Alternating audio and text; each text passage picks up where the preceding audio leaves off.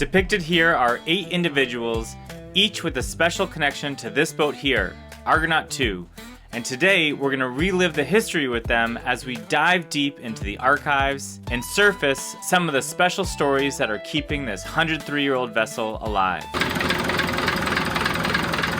My name's Nicholas, and I live aboard a 103-year-old historic wooden boat, Argonaut II, and I'm on a mission to build community around this boat to help out with an ongoing restoration and preservation of its history. Today's going to be a special video where I dig through the history of this boat with the people who are part of that history. But before I get to Vancouver, I first have to dig my way out of a breakdown that I had with the engine's air start manifold, where a stuck start valve prevented me from getting the engine running.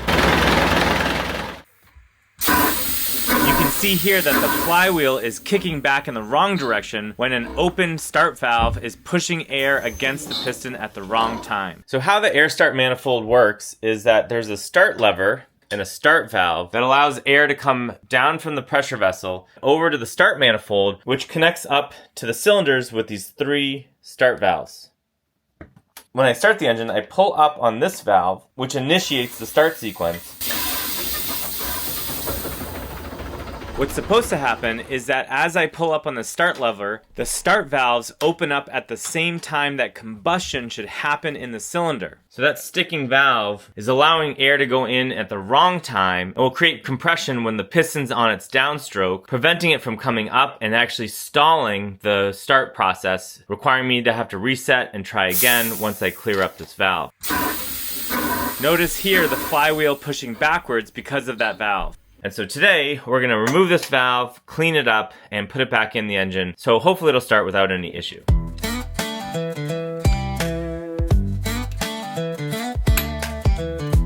Here's the face of the valve housing, where there's a little bit of gasket material that is crumbed up and causes a little bit of leaking, which I suspect leads to the issue of all this soot building up in the valve itself. So I'm just going to go ahead and remove the nut on the back of the valve stem.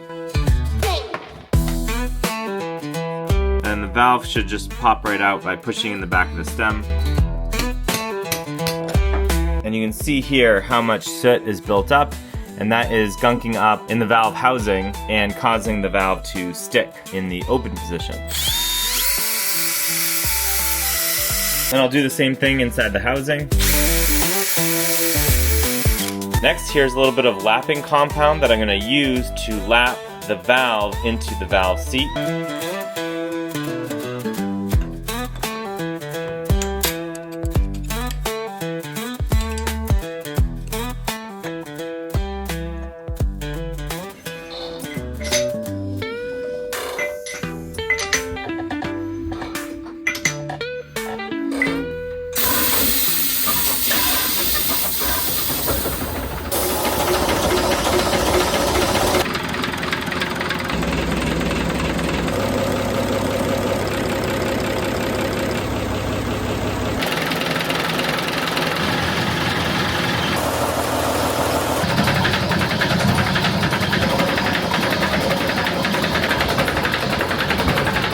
Once I got the engine running, I was off on my way to Vancouver, British Columbia, where I was partnering with the Vancouver Maritime Museum to open the boat up to the public and also do something very special, reliving history on this boat with the people who used to run it and live aboard it in the 1950s and 60s.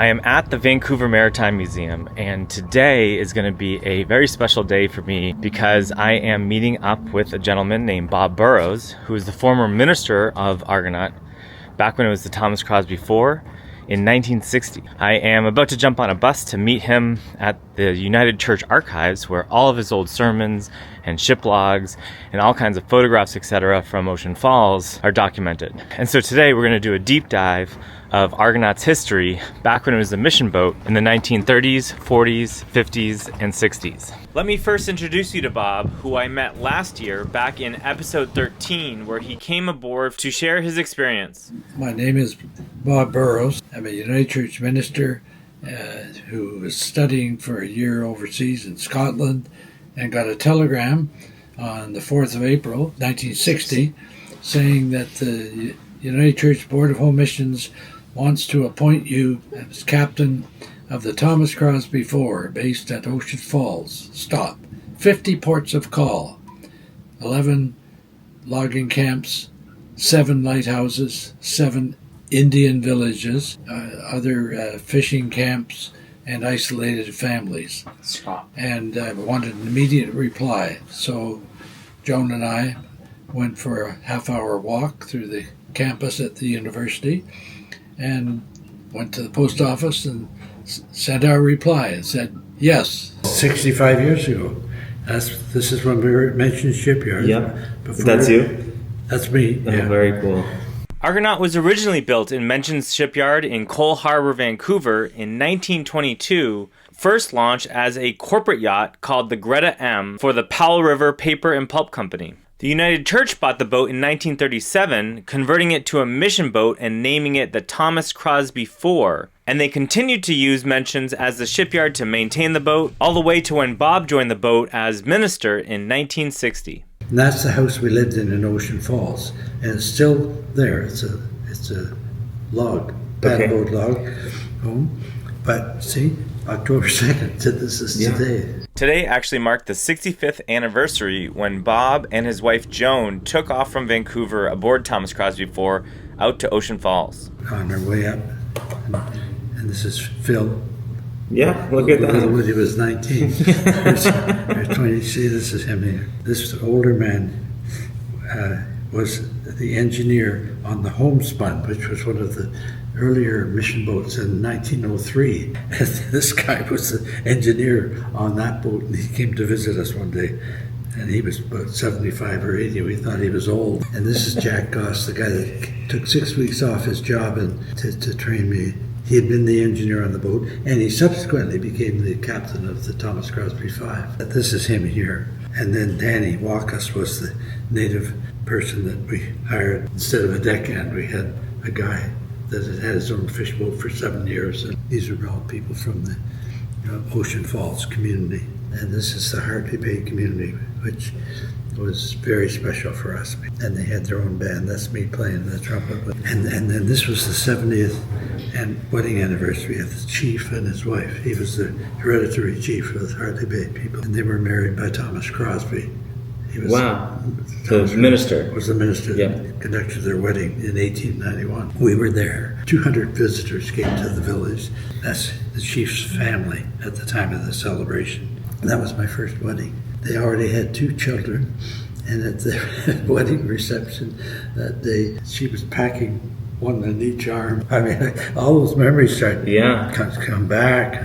And Joan and me that was our lifeboat, Wendy. She's going to be with us on Monday. She's 64 now, and that's my mom. Yeah, she came to visit us in 1961, and she was born in 1895, so she was only 66. Wow. And here I'm 25 years older than that now. A classmate of mine who was the minister here, and he was in a quartet that I was in. And we won the Canadian Inter-University Barbershop Quartet Championship in 1958. The old songs, those good old songs for me. I love to hear those minor chords and good close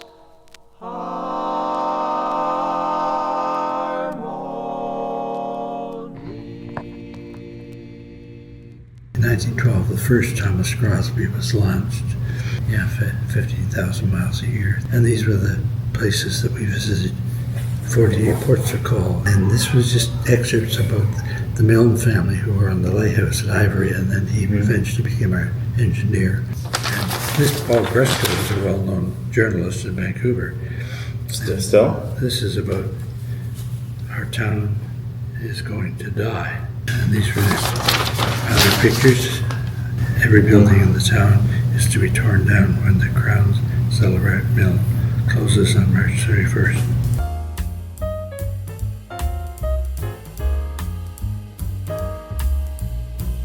Thomas Crosby IV was based in Ocean Falls for over 30 years, and last year I had the opportunity to go up and revisit, meeting some of the old people and places that were there when the town was alive.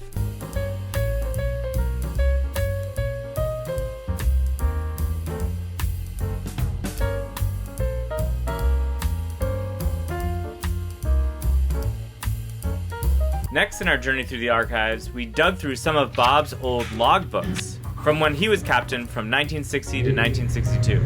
July 59, May 60 to March 61. So That's it. this is definitely, it's got my writing. But I specifically Other artifacts in the archives include a ship's model of Thomas Crosby IV, as well as an old ship's wheel from one of the previous Thomas Crosby boats, a life ring, as well as a lot of documentation on Reverend Peter Kelly, who was a Haida First Nation chief and a church minister, and played a critical role in the assimilation of the Haida First Nation with the Canadian government, and ran Thomas Crosby IV towards the end of his career, which is a topic I'd like to get into further detail in a future video. I'm Blair Galston, and I'm the archivist for the Pacific Mountain Regional Council of the United Church of Canada. As an archivist, my main job or function is to acquire, preserve, and make available or make accessible all of the records of the United Church within BC. This is the vault, as we call it, of the archives, and we have records going back as far as 1859. Really, what we have is boxes, but when you open the box and take out the records and start reading, that's when the stories come to life.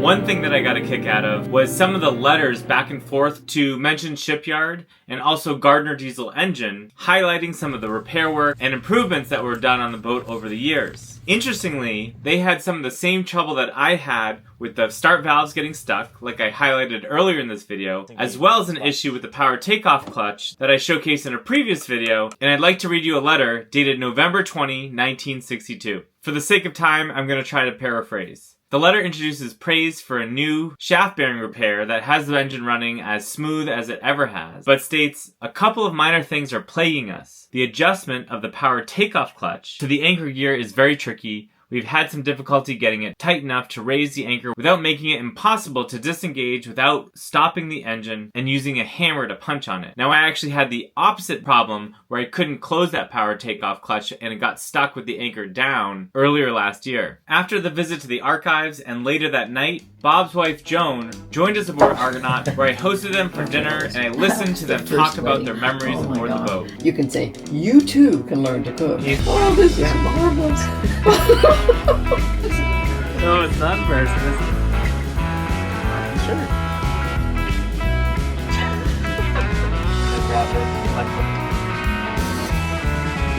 My dad would be laughing in his grave because I never liked to cook. No, in Ocean Falls, of course, the food only came in on Wednesdays. Okay, oh right, yes. Oh God, get that done.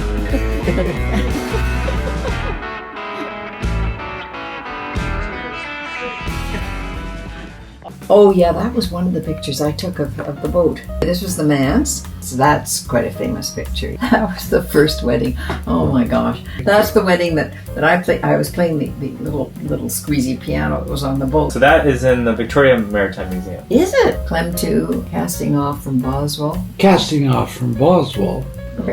Phil. This is one of my favorites. Yeah. I haven't looked at this for years. Your dad's diary is there. That holy doodle. And look at the bottom 2-3 lines. Dinner with the two of them was a very special night that I will always remember, and it's days like these that really make this boat totally worth it. Now the following day, I opened the boat up to the public in partnership with the Vancouver Maritime Museum, where I welcomed hundreds of guests on board over the course of the weekend. Honey, crazy about you, baby, no one else in the shop. Give me all your love and all that you can afford. Let me keep you ever, darling, to be adored. Crazy about you, baby. Crazy about you, baby. crazy about you, baby. Want you all to myself. Over the course of the weekend with the public, I met a man named Dave Howard, who is the son of Oliver Howard, minister and predecessor to Bob Burrows aboard Thomas Crosby IV. Oh, crazy about you, baby. I'm Dave Howard. My relationship to the Argonaut II, formerly the Thomas Crosby IV, is that my dad was the skipper missionary on this boat from about 1957 until 1960, and his first pastoral charges with the United Church were on the coast. So first he went to Alert Bay and the Robert C. Scott, and then he moved to the Central Coast in Ocean Falls to be the skipper and missionary on the Thomas Crosby IV. The Reverend Oliver Howard, skipper, radio operator, and minister at large in the Bass Territory, takes the United Church mission boat out of Ocean Falls 12 months out of 12. A graduate of Vancouver Union College with a home and family in Martin Valley, he and his engineer, Jack Goss, spend the major part of the year at sea. So I spent a fair amount of time on this boat, but I was young enough I don't remember it except from the pictures I see of me running around the deck on a leash or sitting in the dory or things like that. But I've had a long romantic attraction to the boat for sure. In a lonely hamlet at Keith Anchorage, the nearest neighbors are 20 sea miles distant. Mr. and Mrs. James Milton and their family of 3 at the Northwest Telephone Company repeater station have few, if any, visitors in the winter and closed fishing season. They would travel in and out lighthouses, small communities. In the 50s there were lots of active canneries and forestry businesses and other things along the coast that they would visit, just kind of cruise by, see if they needed anything. Most of the time that he spent on the water he absolutely loved. I think it's wonderful that boats like this are being preserved and that it has an owner now that cares about it for what it is and the history that it's had. As many people say, a boat that's 100 years old is a rarity, and it requires TLC, and it requires somebody who's really going to put the time and energy and love into it to make sure that it stays afloat. As someone who had a very early love for this boat, I'm so happy to see that it's still afloat and its prospects are looking as good as they possibly could at this point in time after 100 years on the water. So Oliver also authored the book God Ships, which walks through all of the Crosby boats, features Bob Burrows, and then also talks about how the mission went to aircraft in the late 60s.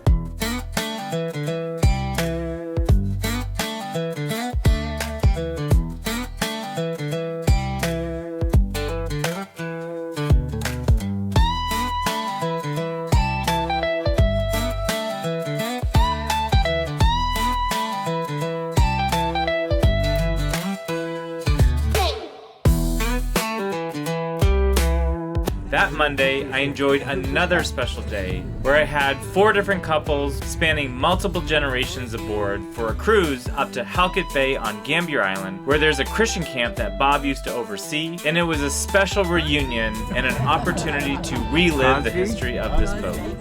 On board with me, I had Bob and his wife Joan, who lived aboard in Ocean Falls from 1960 to 1962, their daughter Wendy, who was born when they were aboard in Ocean Falls, and her partner Dan, Dave Howard, whose father Oliver was the minister on board in 1957 to 1960, his partner Deborah, and then Phil Little, who was the engineer in 1959, who, if you remember from my videos last year, I met going through Yucluta Rapids and came aboard when I was in Vancouver in episode 13. My name is Phil Little, and I first joined the boat, the Thomas Crosby IV, in July 1959 as a deckhand, and then I became the engineer. I lived on the boat. At times I would take the boat by myself out of Ocean Falls and go over to Bella Bella and spend a day or 2 off. Had a great time, loved all the places and the people. I remember one time at Christmas we went to a dinner in Namu, and there were a couple of 100 people for Christmas dinner. Now there's nothing left. But it was just a booming place. Of course, Rivers Inlet, it was booming. Coal Harbour and Ocean Falls. Went around King Island and went into Yucot Bay. And I don't think there's anything left in Yucot Bay. I guess the hot springs are still there. But there was an old barge that pulled up on the beach there, and Frenchie and Simpson lived in the barge. And, you know, the coast was full of A-frame loggers, just people living. We would go south out of Ocean Falls for, 10, 12, 14 days. And then we'd be back to Ocean Falls for 3, 4, restock. And then we would head from there north. We'd go to Ivory Island, Clem 2, Buttedale, Boat Bluff. We spent quite a bit of time in Hartley Bay. I just loved it. Phil helped us get underway, and we made our way north towards Howe Sound and Gambier Island.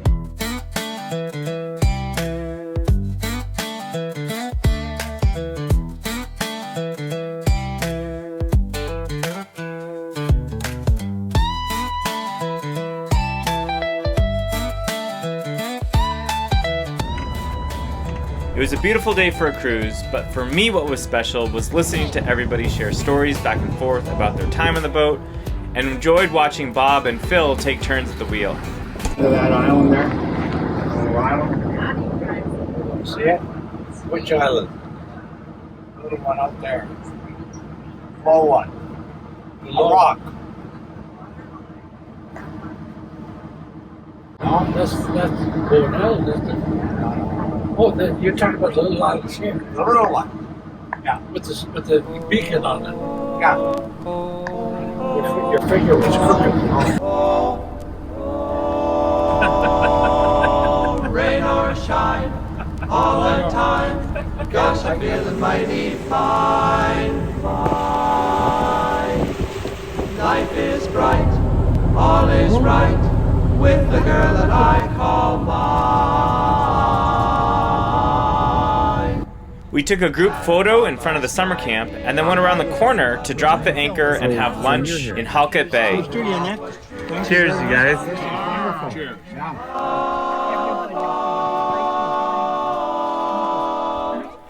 Can't you see, I will be happy with the girl I love.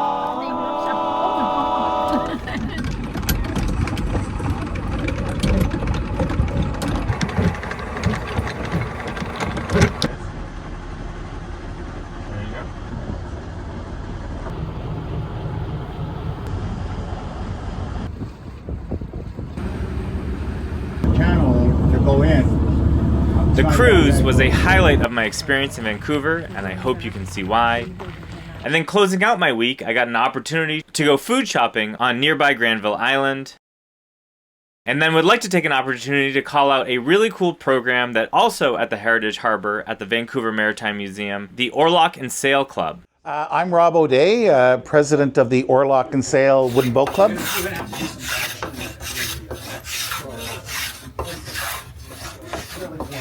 The club's been around now for over 30 years. It started by a couple of women that lived in the West End that wanted to build a boat. They found a space, they started the club, the society, and here we are almost 35 years later. We have a membership of typically around 70 to 80 members. Some of them are here for boat building experience, some are here for social experience. Some come down because after we build the boats, we have a small quiver of boats out there that our members take out and sail. Heritage Harbour is part of the Vancouver Maritime Museum's floating display. We welcome any and all people that come down.